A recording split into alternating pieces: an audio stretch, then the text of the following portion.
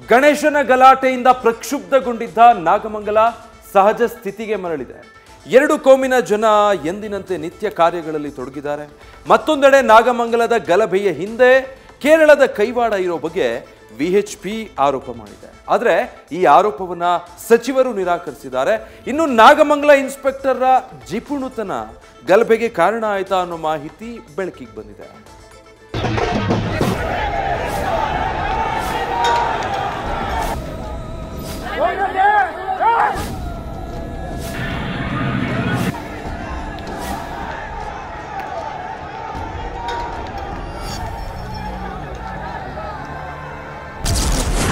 ನಾಗಮಂಗಲ ಗಲಭೆಯ ಹಿಂದೆ ಕೇರಳದ ಲಿಂಕ್ ಇದೆಯಾ?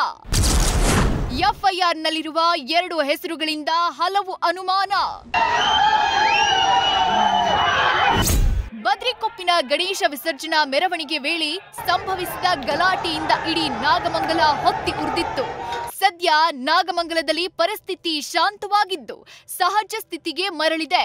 ದಾಂಧಲೆಯ ಅಸಲಿ ರಹಸ್ಯವನ್ನ ಪತ್ತೆ ಹಚ್ಚೋಕೆ ಪೊಲೀಸರು ಮುಂದಾಗಿದ್ದು 150ಕ್ಕೂ ಹೆಚ್ಚು ಜನರ ವಿರುದ್ಧ ಎಫ್ಐಆರ್ ದಾಖಲಾಗಿದೆ.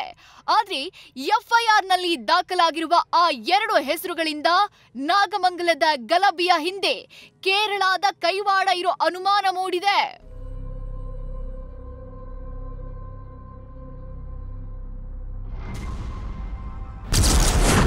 ನಾಗಮಂಗಲ ಘಟನೆ ಬಗ್ಗೆ ಎನ್ಐಎ ತನಿಖೆಗೆ ವಿಎಚ್ಪಿ ಆಗ್ರಹ. ಎಫ್ಐಆರ್ನಲ್ಲಿರುವ 74 ಆರೋಪಿಗಳ ಪೈಕಿ ಕೇರಳದ ಮಲ್ಲಪುರ ಮೂಲದ 2 ನಿವಾಸಿಗಳು ಇದ್ದಾರೆ.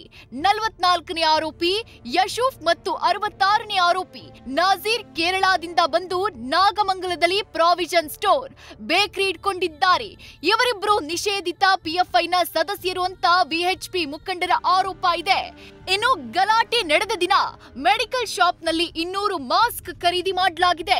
ಈ ಪ್ರಕರಣದ ತನಿಖೆಯನ್ನ ಎನ್ಐಎ ನಡೆಸಬೇಕು ಅಂತ ವಿಶ್ವ ಹಿಂದೂ ಪರಿಷತ್ನ ಮುಖಂಡರು ಆಗ್ರಹಿಸಿದ್ದಾರೆ.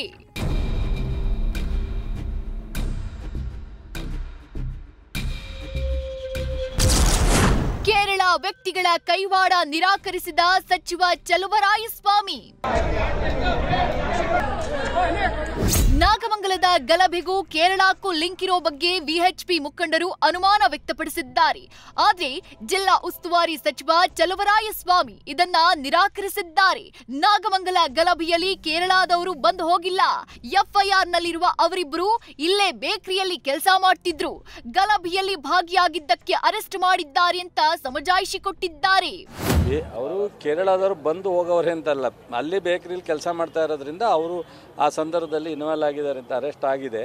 ಅದನ್ನು ನಾನು ಹೇಳಿದ ಒಂದು ಸ್ವಲ್ಪ ಸಂಪೂರ್ಣವಾಗಿ ರಿಪೋರ್ಟ್ ತರಿಸ್ಕೊಳ್ಳೋಣ.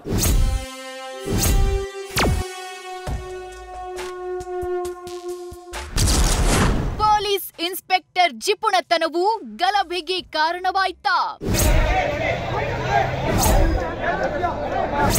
ಕರ್ತವ್ಯ ನಿರ್ಲಕ್ಷ್ಯ ಆರೋಪದಡಿ ನಾಗಮಂಗಲ ಠಾಣೆಯ ಇನ್ಸ್ಪೆಕ್ಟರ್ ಅಶೋಕ್ ಕುಮಾರನ್ನ ಅಮಾನತು ಮಾಡಲಾಗಿದೆ.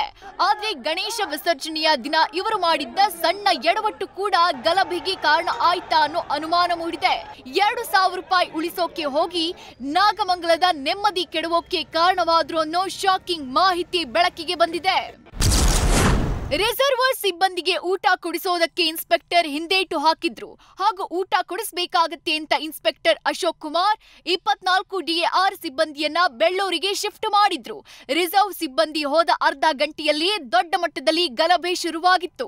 ಗಲಾಟೆ ಶುರುವಾದಾಗ ಸ್ಥಳದಲ್ಲಿ ಇದ್ದಿದ್ದು ಕೇವಲ 7 ಸಿಬ್ಬಂದಿ ಮಾತ್ರ. ಜನರನ್ನಿರ್ಲಿ ತಮ್ಮನ್ನ ತಾವೇ ರಕ್ಷಿಸಿಕೊಳ್ಳೋಕೆ ಸಿಬ್ಬಂದಿ ಪರದಾಡಿದ್ರು. ಪಿಎಸ್ಐ ರವಿ ಸೇರಿದಂತೆ ಸಿಬ್ಬಂದಿ ಮೇಲೂ ಕಿಡಿಗೇಡಿಗಳು ದಾಳಿ ಮಾಡಿದ್ರು. ಮಾಹಿತಿ ತಿಳಿದು ರಿಸರ್ವ್ ಸಿಬ್ಬಂದಿ ವಾಪಸ್ ಬರೋಷ್ಟರಲ್ಲಿ ನಾಗಮಂಗಲದ ನೆಮ್ಮದಿಗೆ ಬೆಂಕಿ ಬಿದ್ದು ಹೋಗಿತ್ತು.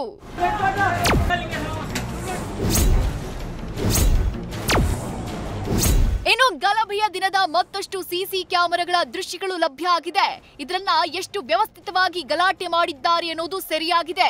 ಕಿಡಿಗೇಡಿಗಳು ತಮ್ಮ ಗುರುತು ಸಿಗಬಾರದು ಅಂತ ಕಬ್ಬಿಣದ ರಾಡ್ಗಳನ್ನ ಬಳಸಿ ಸಿಸಿ ಕ್ಯಾಮೆರಾಗಳನ್ನ ಧ್ವಂಸಗೊಳಿಸಿದ್ದಾರೆ.